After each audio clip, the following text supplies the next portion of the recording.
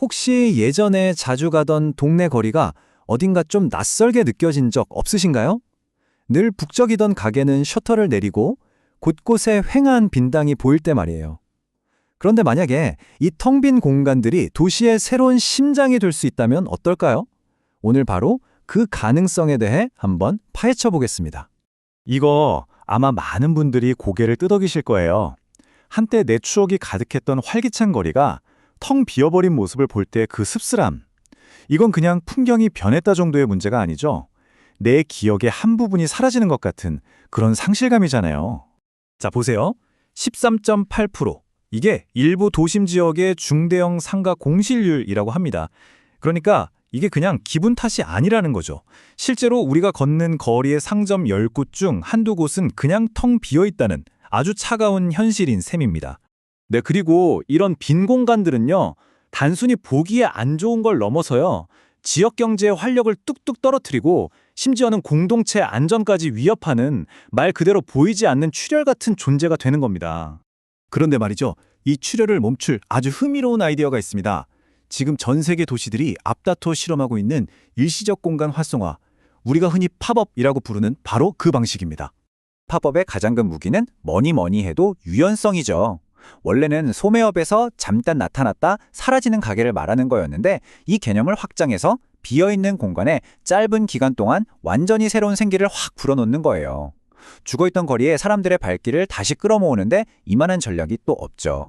자, 그럼 이 팝업이라는 개념이 현실에서 어떻게 작동하는지 한번 볼까요? 샌프란시스코의 베이킹 투 바이브런트 프로그램이 정말 좋은 예시인데요. 보세요. 아주 간단한 4단계 협업 모델이에요.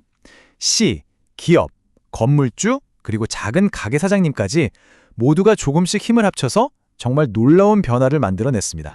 이게 그냥 서류상의 정책이 아니라는 게 여기서 드러나죠.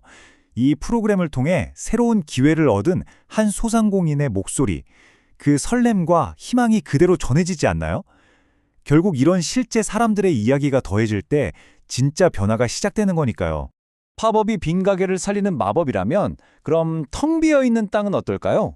여기서부터 이야기는 훨씬 더 흥미로운 방향으로 흘러갑니다. 이 빈 땅에 활기를 불어넣는 것이 단순히 보기 좋게 만드는 걸 넘어서 우리 동네의 안전까지 지켜준다면 믿으시겠어요? 질문이 좀 도발적이죠? 아니, 고작 빈 땅에 잔디 좀 심고 나무 몇 그루 심는다고 범죄가 줄어든다고? 좀 황당하게 들릴 수도 있을 거예요.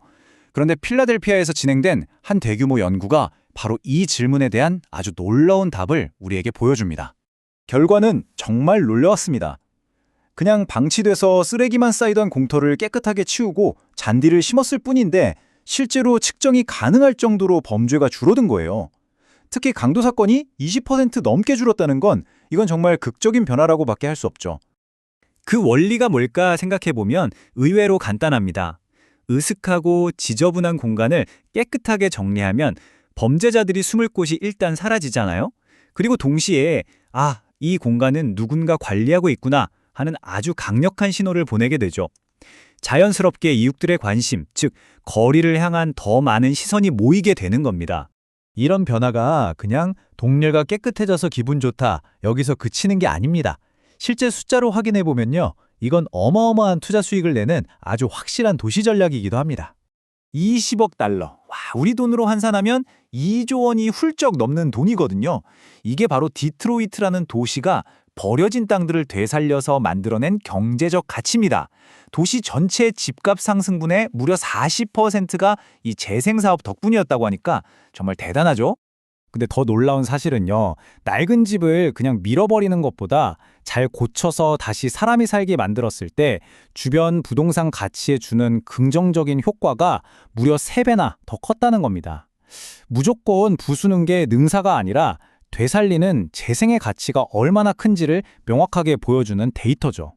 자, 그럼 맨 처음 이야기로 돌아가서 그 팝업 모델은 어떻게 됐을까요?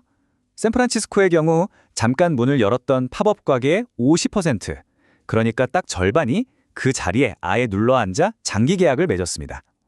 일시적인 기회가 도시의 지속 가능한 활력으로 이어진 정말 완벽한 성공 사례라고 할 수 있겠죠.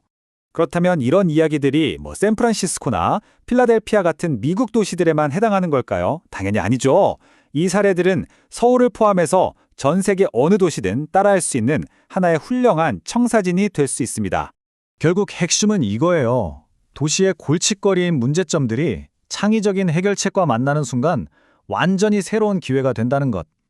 텅 빈 가게는 예술가의 갤러리가 되고, 버려진 땅은 주민들의 작은 공원이 되고, 낡은 건물은 모두를 위한 동네 도서관으로 다시 태어나는 것처럼요. 여기서 한 걸음 더 나아가서 정말 기발한 아이디어가 하나 나옵니다. 우리가 금융권에서 부실 자산을 한데 모아 관리하는 배드뱅크라는 말을 쓰잖아요. 그것처럼 도시의 모든 빈 공간을 하나의 플랫폼에서 통합 관리하는 부동산 배드뱅크를 만드는 거죠. 도시 전체의 문제를 훨씬 더 체계적으로 풀 수 있는 정말 멋진 발상의 전환 아닌가요? 그래서 마지막으로 이 질문을 여러분께 꼭 드리고 싶습니다.